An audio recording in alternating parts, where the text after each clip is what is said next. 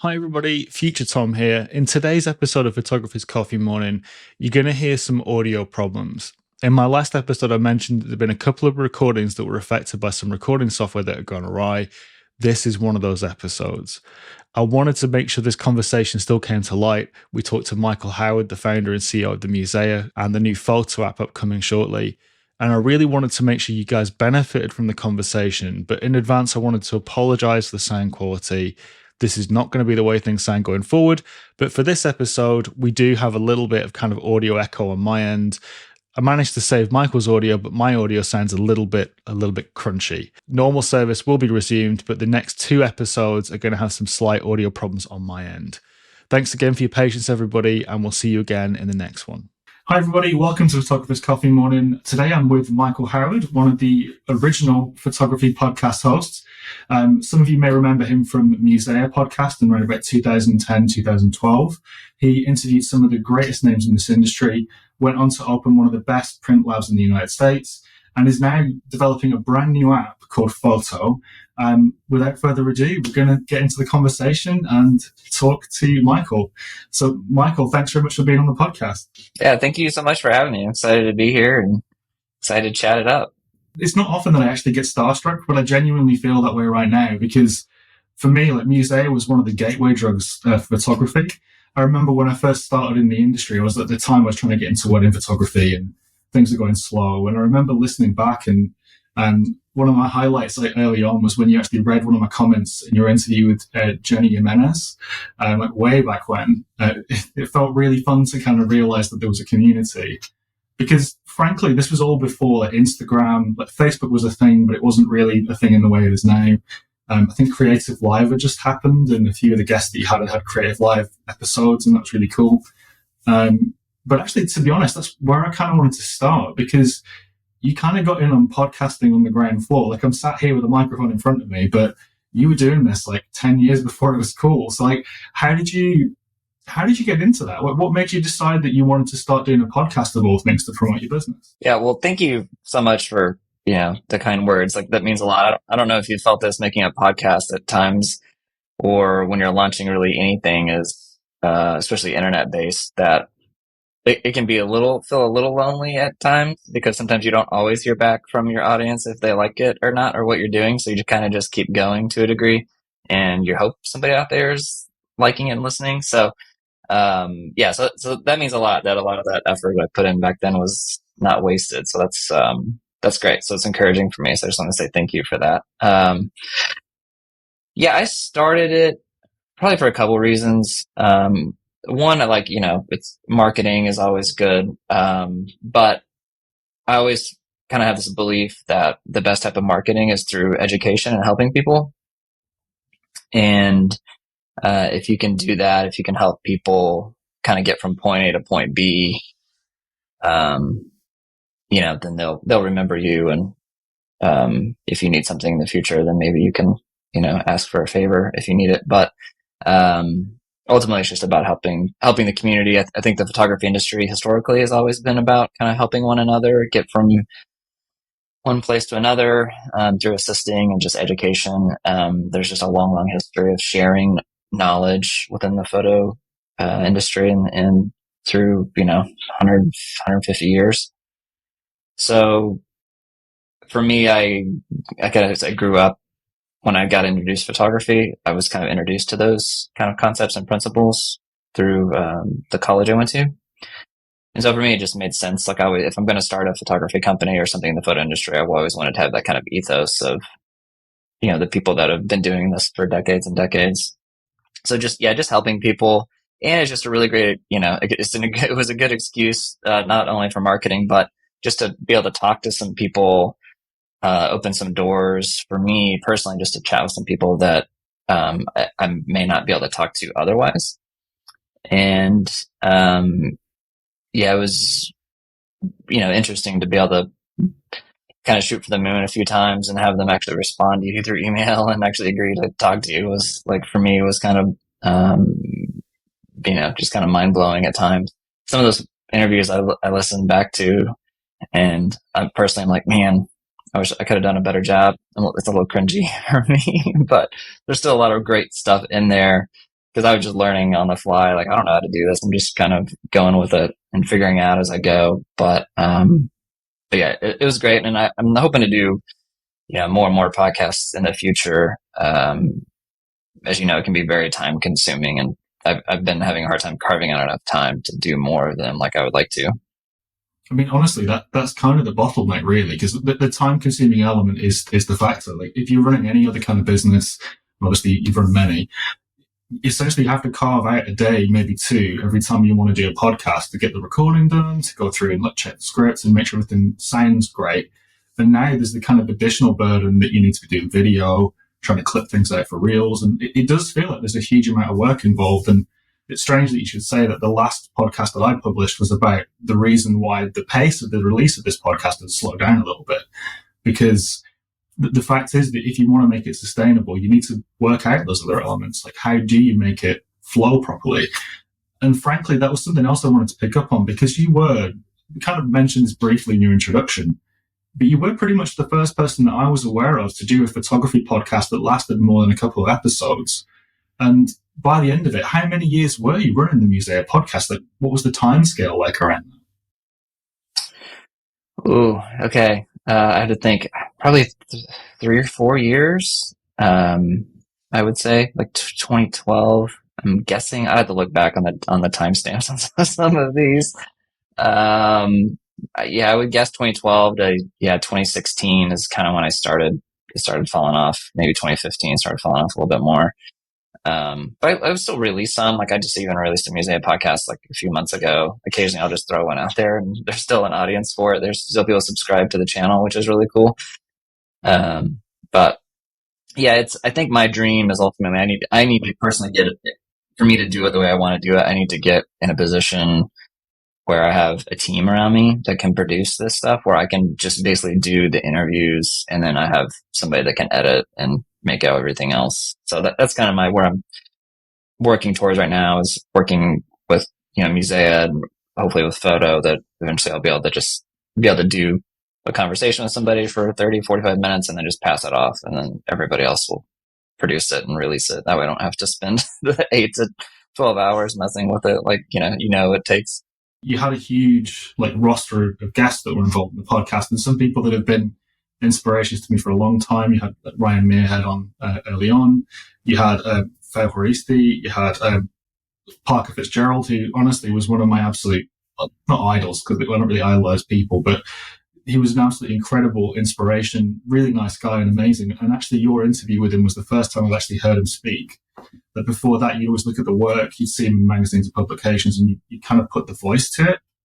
And I always thought that one element that always kind of ran through every interview you ever did was the focus on history of art and the craft of photography.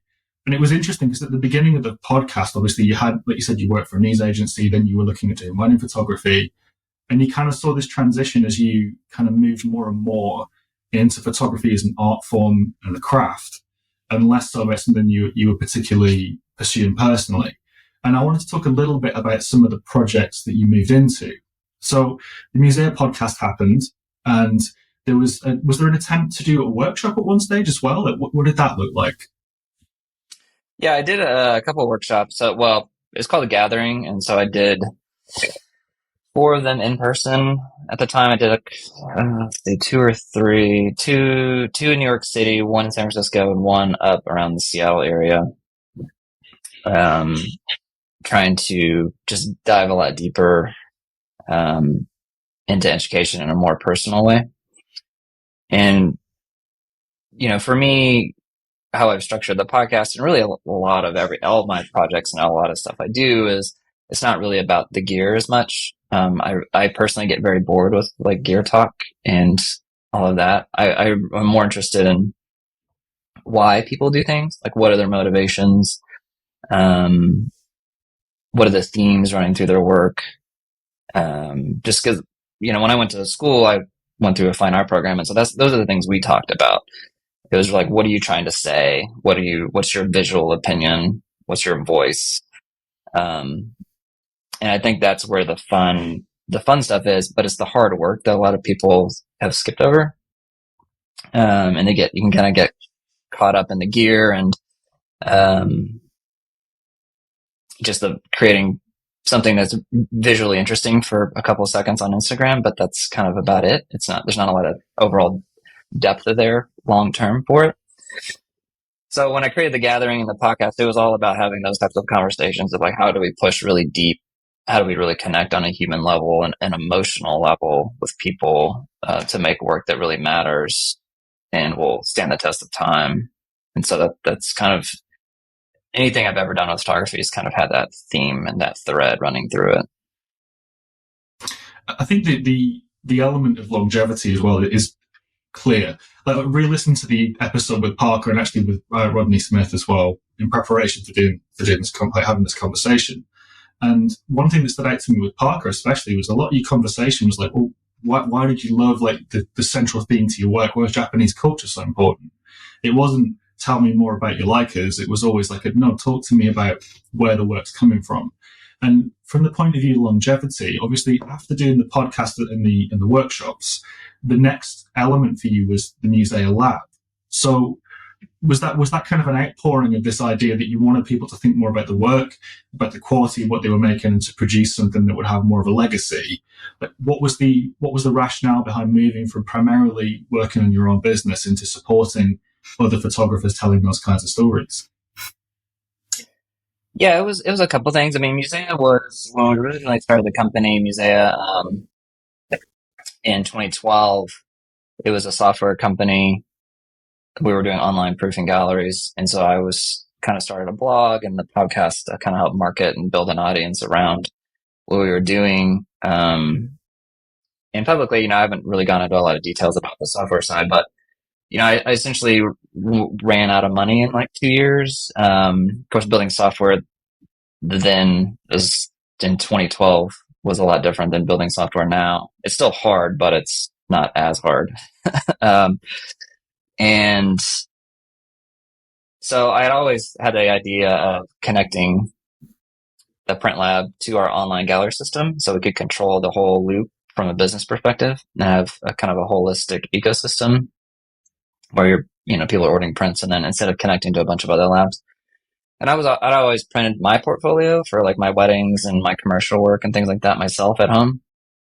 And I learned in the darkroom, I've always been tied to printing work and the value of, an image really doesn't really live in a way until it's actually printed. And so I just, started printing out of my house 2014 for people. We were going to tie it to the software, and it just kept growing at a really quick pace that we ended up just shutting the software side down because we couldn't logistically run both at the same time.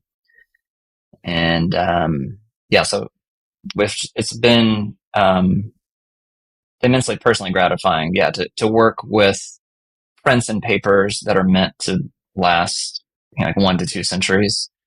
I always felt that professional photographers often weren't printing on the best paper, and they were, there was always kind of a race to the bottom, especially when digital came along. There's been a lot of pressure to lower prices as much as possible. And a lot of times people that were selling prints and things, it also meant using really inferior products and things that weren't going to last. And I've always had the perspective of, if you're going to do something, do it right and use it, produce something that would be in a museum essentially as an archive.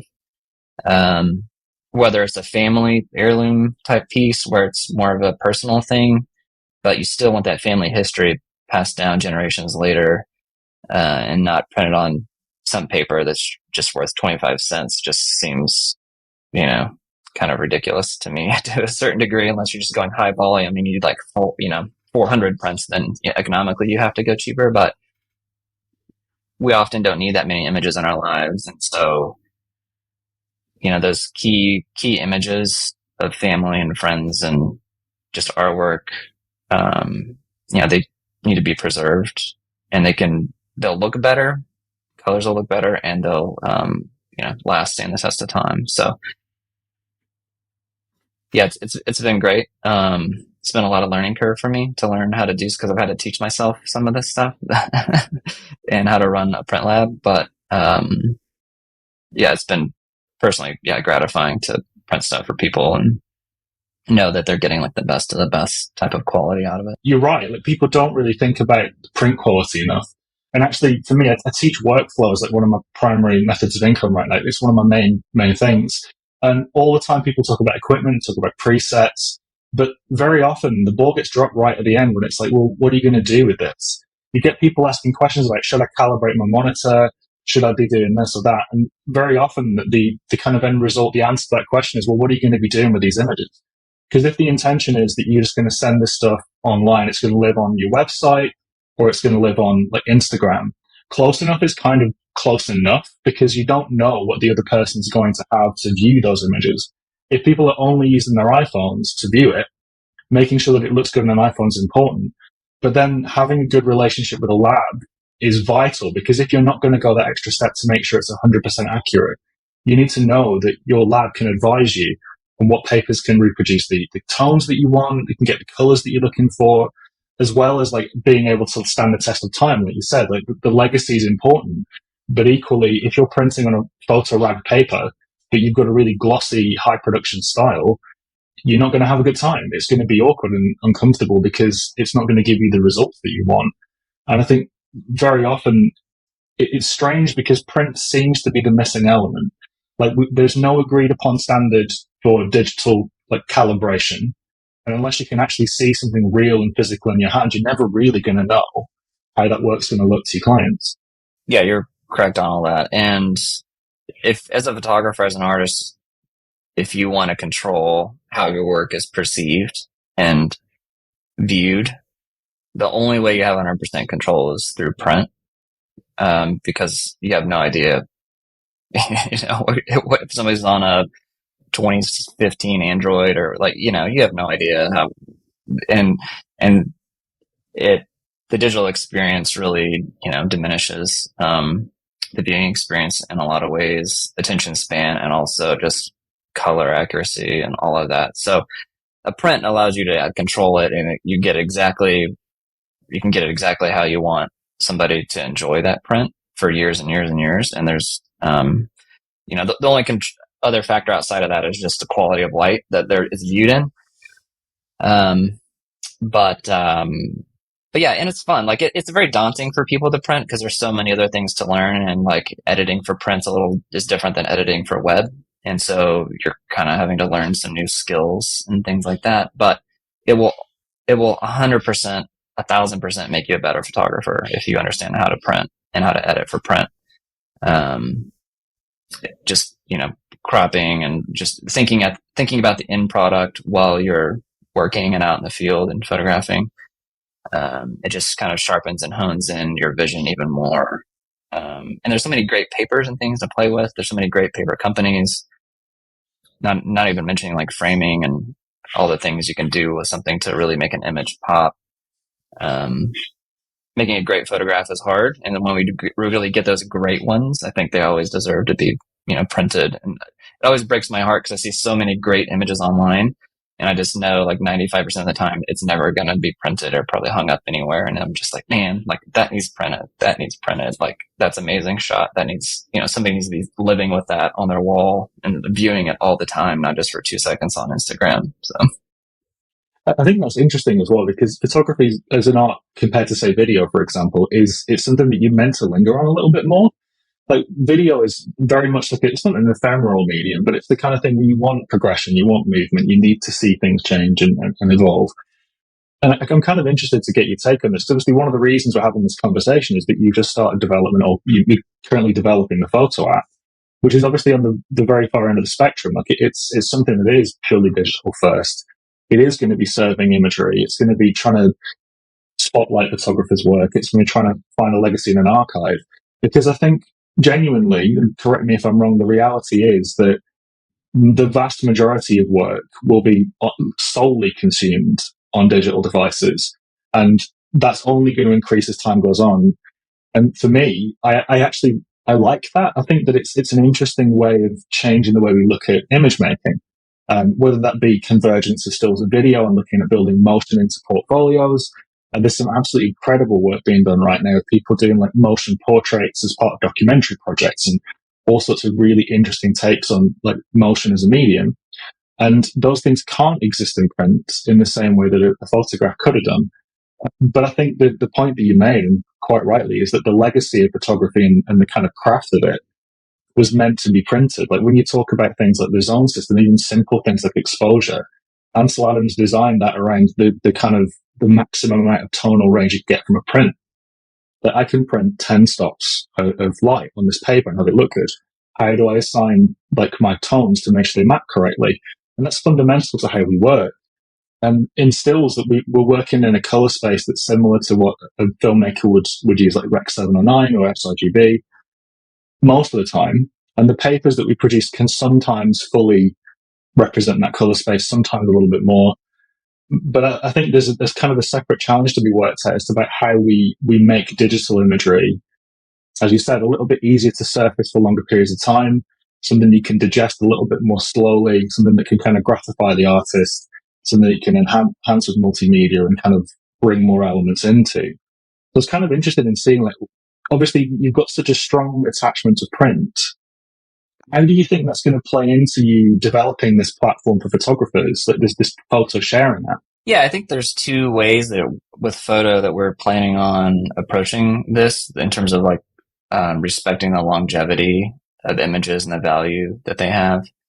One of the frustrations I've always had with social media is how temporary it is and how it forces you onto a content kind of hamster wheel where there's always this pressure and anxiety of constantly having to post something new, produce something new, which inevitably leads to things that can be a little more shallow and surface, focused a bit. There's good and bad with it, but what gets lost is if somebody's doing a really long-term project on something, and they put a decade into it, like they just have to keep reposting those images over and over to get traction. But there's no way to really go back and like do an efficient search for them. You're kind of dependent on that account continuing to repost the work over and over, essentially to remind you that it's there. So there's two things we want to do. One, we want to tie the ability to sell prints directly into the photo app so that you're not building an audience and then having to like convince them to go to your website or leave the app to go somewhere else to buy a print. We think it's important for people to be able to just make that purchase directly while they're there. Long term, we would like to utilize some AR things and to where you can kind of preview framed pieces in your own space or in your own room. And I think photo books are incredibly important. If printing makes you a better photographer, making a photo book makes you 10 times a better photographer, because that's like doing everything on hard mode. So I would say we want to embrace printing and make that something that's easy and it can happen on the platform. Reduce some of that friction for people that they experience now, or they're not even getting that option through the social media sites that are out there now. Because if you have to move somebody to a different site, you're going to lose a bunch of people. It's just the reality of it. It's just too much friction. The second would be we're going to respect image metadata, which is something new that none of the social sites do right now. So if you upload a site to Instagram or Twitter or Threads or whatever, all that's stripped off. And what we're going to do is we're going to respect it and keep it, and then we're going to eventually use it for building a very powerful image search engine. And so we're going to have to kind of retrain photographers a little bit in the importance of image metadata. And because I hate hashtags, and so that way people can find images and experience the world through images through a powerful search engine, which doesn't really exist right now. I mean, if you want to search for images, you're going to Google Images, maybe Pinterest, but you're not really searching for images very well on Instagram. You can search hashtags, but you're going to get a lot of stuff in their search results that aren't accurate. You're going to get something random that somebody put a similar hashtag on. And you can't really search images very much. It's like anything. You can search kind of by topic on things, but it doesn't really work that well. And so I think this is one of those features and things that people aren't really thinking about because they haven't seen it yet or experienced it. But I think if we can build it and if we can do it right, I think they will, realize how powerful it is. And this kind of goes into a bunch of other things. I think basically it's just having an accurate archive of images. And if it's accurate and it's searchable, then it kind of unlocks a bunch of stuff that we can do. Hopefully we could make kind of generative AI a more sustainable thing for photographers down the road, because the data set would be clean and it would be accurate and it's searchable, versus it just scraping the web and trying to do machine learning and identify what's in the images. Because frankly, that's actually a fairly important thing. Like when you were saying metadata, because there are definitely sites out there that do it. Like Flickr's been doing it for forever. Glass currently has like a metadata search function through camera type and the rest of it. But I think for me, the interesting part is the way that if you retain metadata, you can do things like prove provenance. And like a couple of years back, we were looking at things like NFTs and all these kind of other technical means to try and prove that there was ownership of a photograph or prove that the image hadn't been tampered with. And there was talk about using the blockchain to do this kind of work and try and make sure that we weren't seeing things that were clearly fake and passed off as real. And I guess that's going to change too, because also having the provenance of knowing which AI platform produced a certain output, what data set it was drawing from, those things can have real implications in making sure that artists are compensated for the work that they're doing. And there was legislation at some point being attempted to be put through in the EU and UK, I think, that was about how to compensate artists for machine learning models trained on their work. And I think it's interesting because what you're talking about is like, well, cool, come to our platform because we're going to have the attribution built in from the beginning. You're going to be able to see exactly what is in the photograph more tangibly than on other platforms.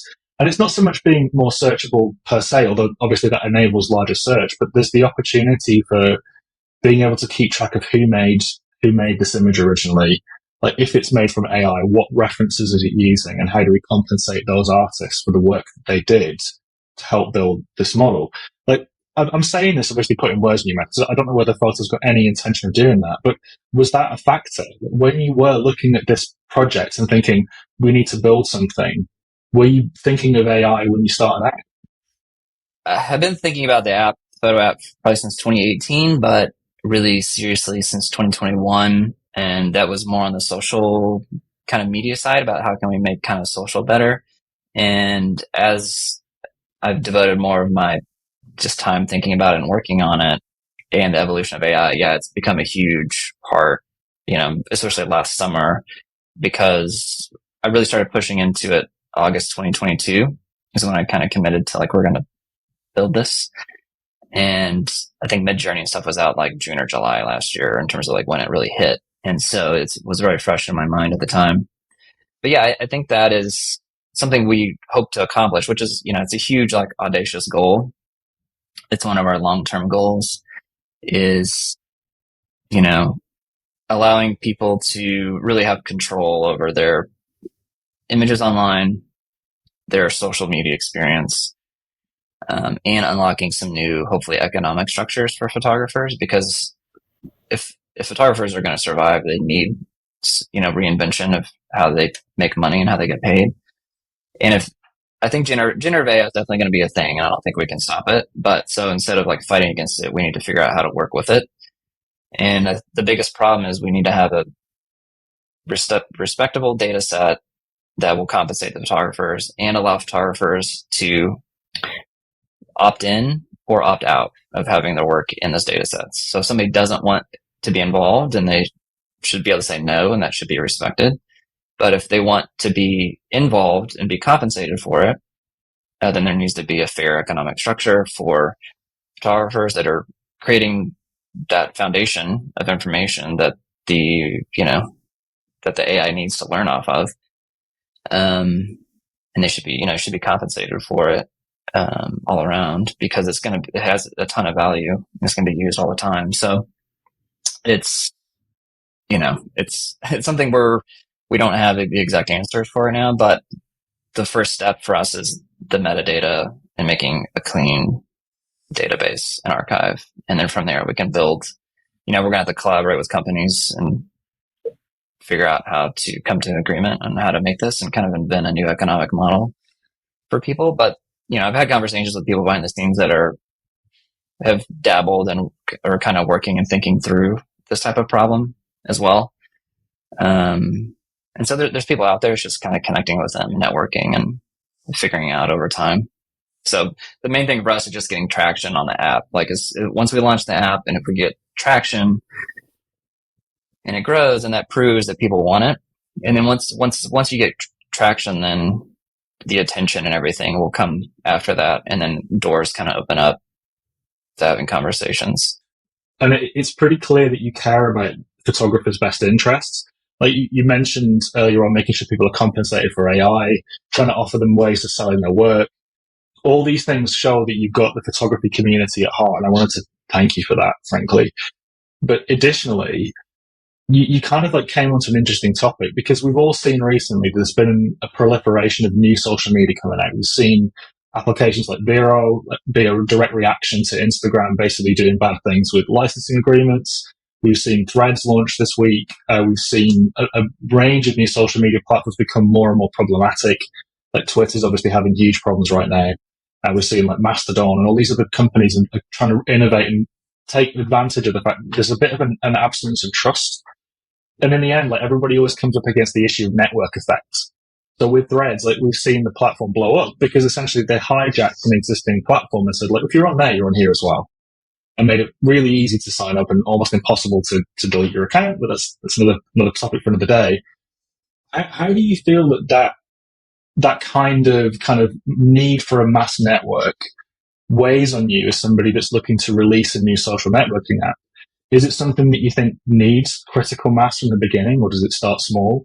How do those early days of launch look for you? What we're going to target is just really targeting kind of the creative 2D community. Obviously, the people that are interested in what we're doing, there's a lot of artists, a lot of photographers, but I've had other types of artists interested, people that are doing like painting or illustration, potters, like ceramic artists, things like that, just because their reach on social media is pretty horrible right now. They don't want to mess with the algorithm, essentially. For us, I think if we can get the creative community online, and we can get art buyers, people that are either like photo editors or people that would like to buy art, and that kind of creates like a whole, at least mini ecosystem from there. And then from there, it'll be our job to kind of figure out how to scale up through marketing and kind of advertising and try to create a buzz for it. It's going to be a challenge, but any project like this, I'm kind of in it for the long haul. The fact that something like Threads went to 100 million users in 5 days is, the fastest thing. It's like a world record, essentially. Our journey is not going to be that journey. Our journey is going to be a lot slower, and I know that's coming, and I'm fine with it. So our job is to make sure we have enough money coming in to keep the lights on, and then we'll scale it from there. Part of the reason the social is there's been a lot of trust loss, and a lot of people don't like, Meta, Zuckerberg, and Elon's kind of seem to have gone crazy a little bit. It all stems back essentially to just the advertising model, the incentive structures of how these things are built. And it's all about your attention. They want to consume as much of your attention on a daily basis as possible.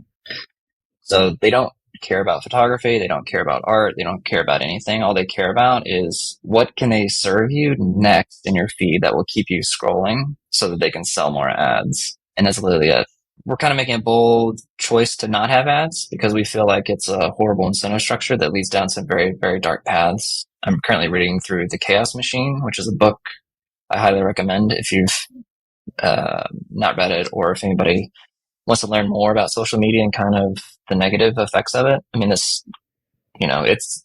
stuff that we don't hear about a lot in the United States, but there's some of the stuff is, basically there's just, there's people that have died, genocides that have happened and stuff where Facebook and, Meta could have stepped in and they didn't, they chose not to because it goes against their monetization structure. Long term, there's going to need to be some, something that people would pay for over time. You're kind of talking about a professional network to start with. It sounds like what you're saying is that we need artists and art directors.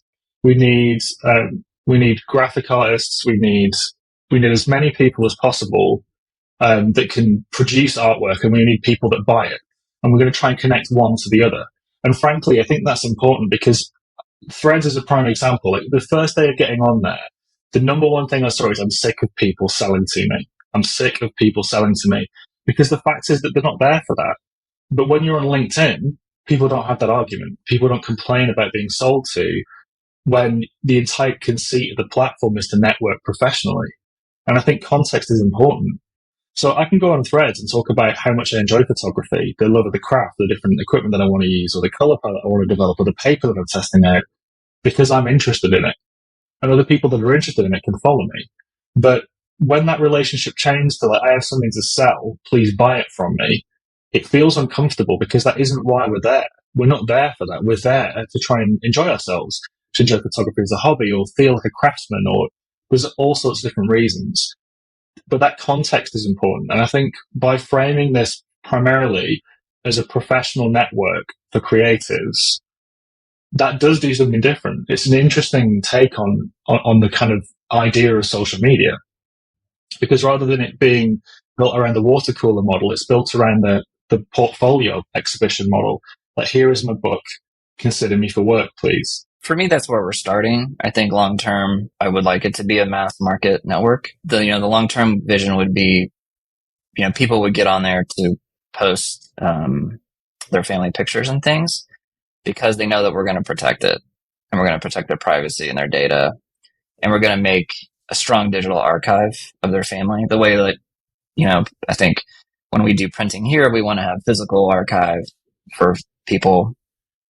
I think there's not a lot of great, easy solutions to have a digital archive. And to be able to, we take so many pictures, I think there's a need for consumers to be able to go through their family photos and find images that they've taken in the past and relive those moments very easily. But that's more long-term type stuff of problems we see with the consumer side that we would like to solve.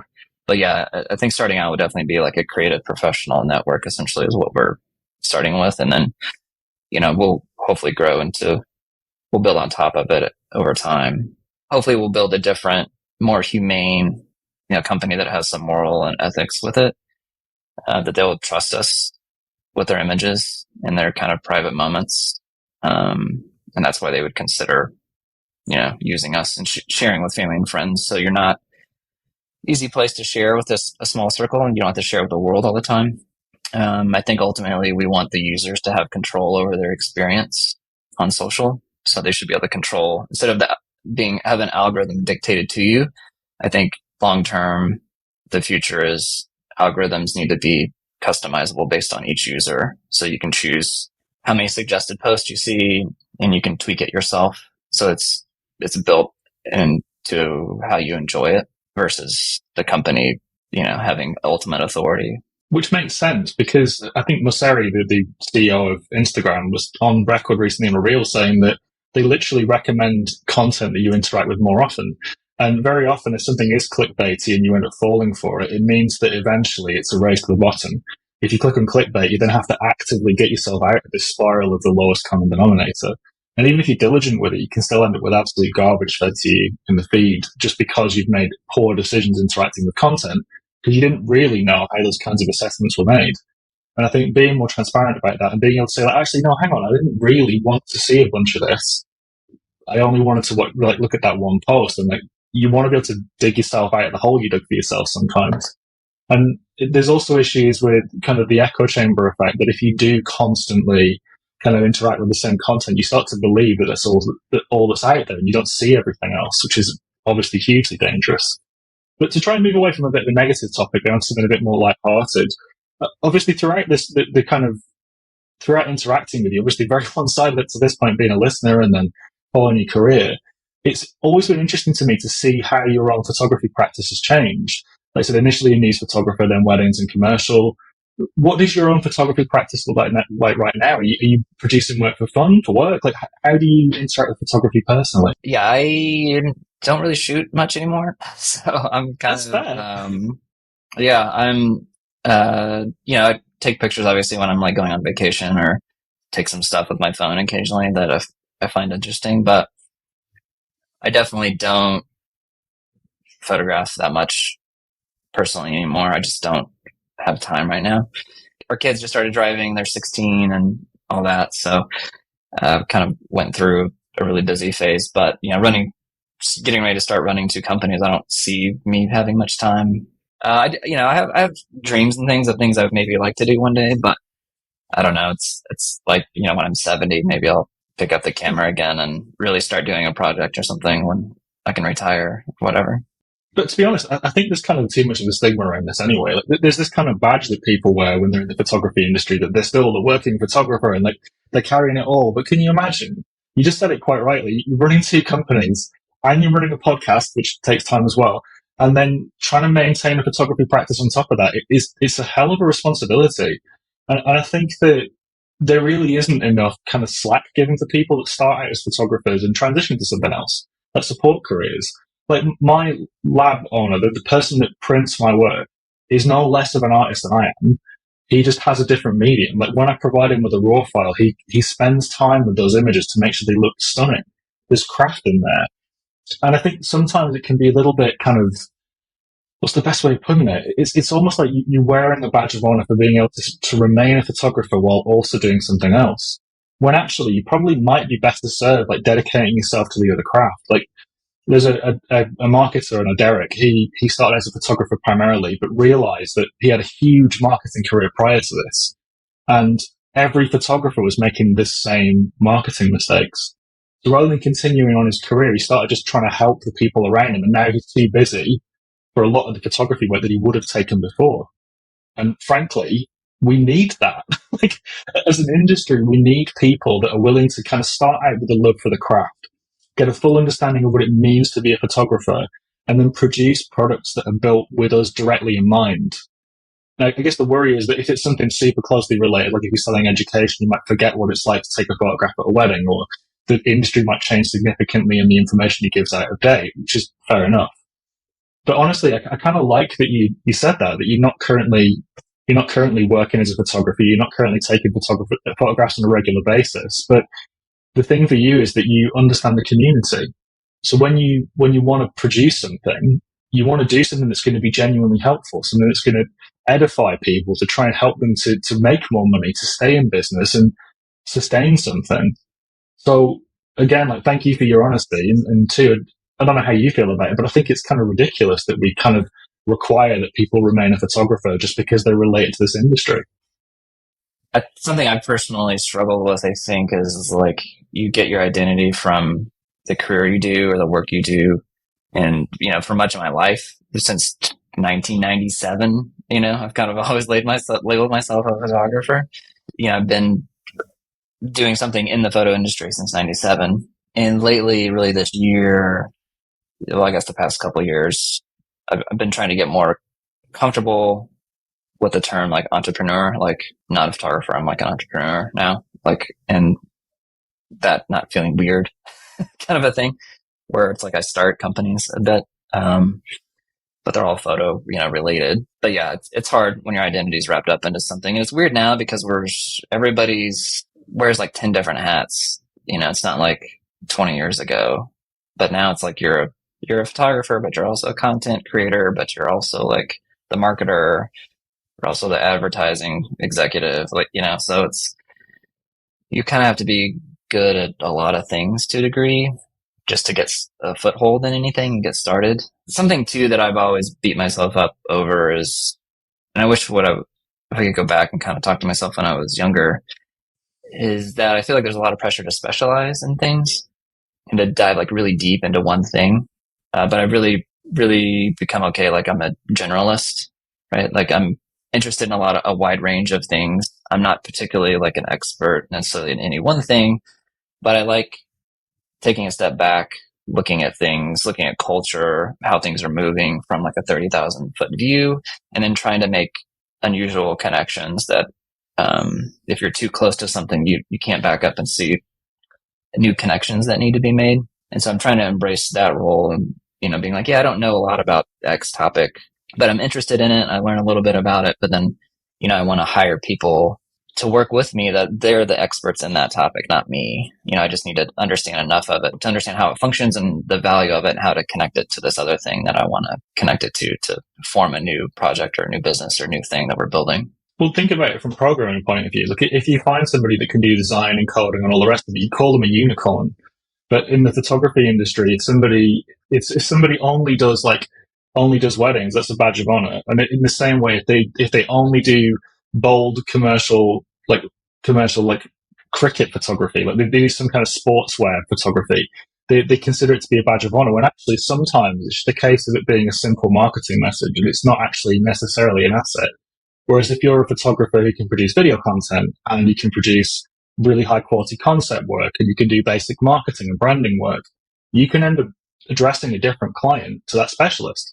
And fair enough, it's probably not in the same budget and you're probably not being considered by every single person.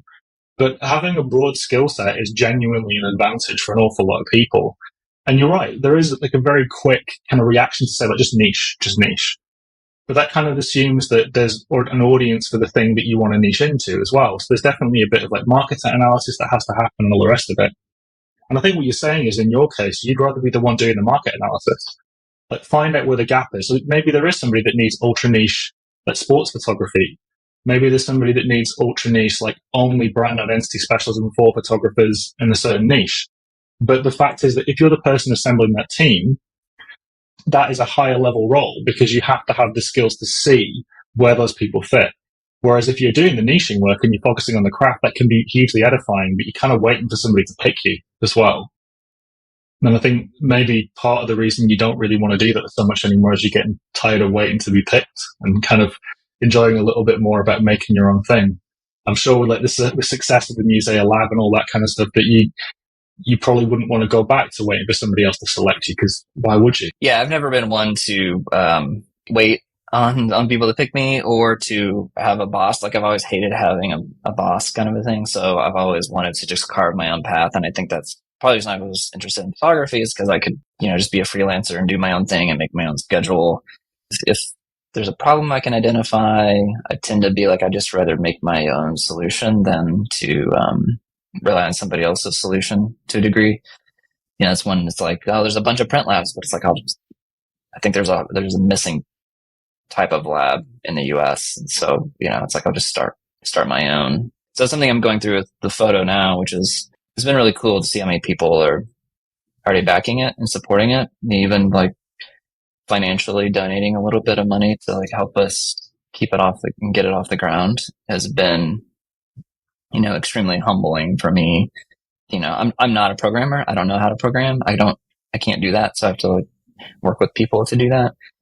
Yeah. It's just been good for me personally to like realize that like some of my hangups early on as not being a specialist is, there's things I can do in the world that still create value for people. It gives me something to do and a journey to go on. So. I think honestly, this is the first time I've had a conversation about the way that we could try and protect artists from being taken advantage of by companies building AI models. That isn't a conversation I've had before on the podcast. We've talked about AI before, but never about sourcing images and all the rest of it. I think it's important, especially when so many companies right now are being built around AI that photographers themselves are using, when there's not actually a great deal of insight as to exactly how those models are being built, what role your work has in the ongoing model that's used to train these things. So even the social side of the app out of the way, like being able to build a database with meaningful information that will help protect photographers' income in the future, like genuinely forget the social side. That in itself is interesting to me because I think it's something that has to happen. And it's been pretty clear that from the beginning, you've been interested in the success of other photographers. You want people to come with you. And when you build these projects, you're not doing it on your own. Like even from the beginning of the Musea lab, like it was never, whenever you talked about it, it was always in the sense of, here are the photographers who we've helped succeed. And you allowed them to kind of be the voice of the company because you're like, well, no, it's pointless me saying it's valuable when actually there are all these people here that are making a living because of what we're doing. You're going to start getting stories like that, especially if you start making decisions that protect people's like creative ownership, help them get access to people or make the sales process easier. All of those things are going to be greatly appreciated by the photographers that ultimately end up using your platform. I think there's a lot of fear and anxiety among photographers right now that they feel like they're not going to be needed anymore in the future. yes, like generative AI is going to become a thing, and that they're going to be in a way competing against it. But I think we're going to have to, at least within that realm, I think we have to shift um, one of the potential roles of photographers. I think there will be a new need, and always a need, for fresh images of the world, because these are the photographers are the ones that go out into the physical world. Essentially they're collecting the visual data of the world and bringing it back, and they post it online. What we don't need is generative AI that's just making more AI from other AI images. It's kind of like it's inbreeding in a way. It's like, it's making new AI off of old AI. It doesn't reflect reality. Reality out in the world is always going to be shifting. It's always going to be changing. So we always need humans going out, capturing new, creative, interesting work, reflecting back, and then they need to be compensated for that work. For generative AI that's producing probably mostly like commercial type usage anyway, branding, advertising type things. The other thing is we need to, as generative AI becomes more prevalent, there's going to become a need for transparency on what is human made and what is synthetic, because misinformation is going to become a huge problem, like deep fakes and things like that. Having a transparent system of this is half, human made, this is half computer generated, or this is 100% computer generated. Whatever those levels are, it needs to be transparent so people know what they're looking at, and we can avoid, hopefully, some of these potential pitfalls of humanity where some lies can be spread pretty rapidly through images. I think a couple months ago, I kind of heard a quote. I think it's from Steve Jobs. It was more in a podcast that was talking about a book they read, so it's kind of down a rabbit hole. But it's totally paraphrased. But it's something like, basically, like the world is built by people that are just like you, or something, that kind of a thing. Like they just essentially decided to kind of do it. The people that have built these companies, they're really no different than anybody else, essentially. And that the world is more malleable than you give it credit for. We feel like it's fixed a lot of times, and that you can't make something and create change. But you can, and people have done it, especially as you study great companies. You can see how they change things over time. It's a lot of work and a ton of sacrifice, and it's not easy, but it is possible. So it's something I try to keep in the back of my head right now. To go back to the sourcing of imagery for AI, do you think that at some point social media platforms are going to be under scrutiny for leaking this kind of information, or being a source of data scraping, and like having generative AI start to use the images that we previously thought were going to be kept private? Yeah, there's lawsuits and stuff going on right now against OpenAI and some of these other platforms, for using artist work and things really without their permission, because they're just scraping everything they can get their hands on, and they're not really telling you who's in the data set or not. So it's like if you post a picture of your kid, your son or daughter's face may be part of the data set to create this other thing, and it's like, are you like really okay with that or not? Yeah, and so there's too much of a black box. So I think these tools can work for us in the future, but it just needs to be transparent. And I think anytime there's a black box of things, like we don't really know how it works, or there's not a lot of information on it, there's just too many secrets, too much power, there's too much money flowing into systems like that to not get corrupted. So we need to have something that's more open and transparent on what's going on. So, it's definitely something we hope we can do. Here. Look at algorithms on Instagram. Like, how often have people been saying, I've been shadow banned? And then when eventually, years later, Instagram provide clarity on it, it turns out it's true and not true. But the hysteria that builds up around these kinds of things, because there isn't clear information and it isn't obvious what you're supposed to be doing, or how your data is being treated, or what the rules are, it makes it a lot harder for you to act in a productive fashion.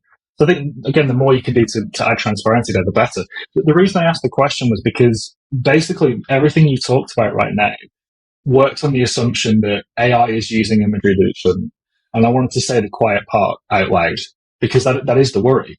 The worry is that your imagery, whether you like it or not, is being scraped by some of these AI models, either knowingly or unknowingly. And as a result, you're contributing to something that you don't have any control over. You might be compensated for. And it isn't conspiratorial to say that. It's not, because it actually is happening. we know already that some of the data sets that ChatGPT is built off is just literally just an archive of the internet. So there's not a lot we can do to control that now because it's already been trained. But the reason why it's so important is because, as you said, like, how do you control what's fed into these things to make sure it's honest and true? And how do you build those systems that support that? This is definitely not the way I expected this conversation to go, but I'm kind of enjoying it. So yeah, honestly, Michael, this is great. Like, one of the things for me is that I'm really interested in startup and tech companies as well, like outside of photography. But there are commercial projects that I work on, my own photography, videography business. And really often we're talking to tech startups and creators that are doing this kind of work. And it's always interesting seeing where they see technology going. But it's been a while since I've dealt with anybody in the social networking or image making space, because usually it's when you're working commercially, you go where the money is, like aerospace, you go for like electric vehicles. There's a lot of money in that right now, like aviation, all that kind of stuff. But either way, like, it's been really interesting hearing this from like a perspective of somebody that's trying to build a social platform and do something for photographers and for a general audience. With all that said, thank you very much for your time. I really appreciate that you spared like over an hour with us today. So thank you for that. Can you give us a little bit of a plug? Like, tell us where people can go to find out more information about photo, about Musea, and about any other future projects that you might have coming up. Yeah. So the photo app, just the website is fotoapp.co. We have a Substack that there's a link to there.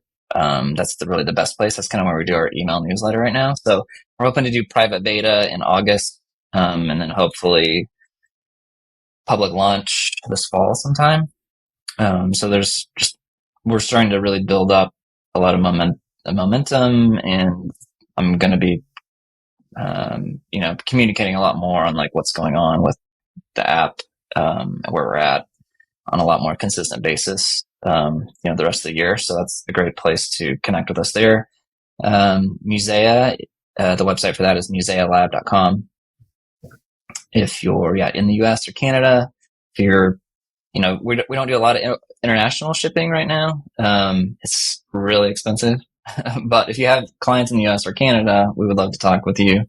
We do everything from printing all the way up to framing. We're getting ready to add a new album, a lay flat album product, that we're really excited about. So we've been testing and prototyping it and making sure we get all everything, straightened out. Those are really the two places. So I don't really plug any of my personal accounts very much, so because I don't really post on them hardly ever. So honestly, Michael, thank you so much for spending the time with us. With that said, everybody, we'll catch you again next week.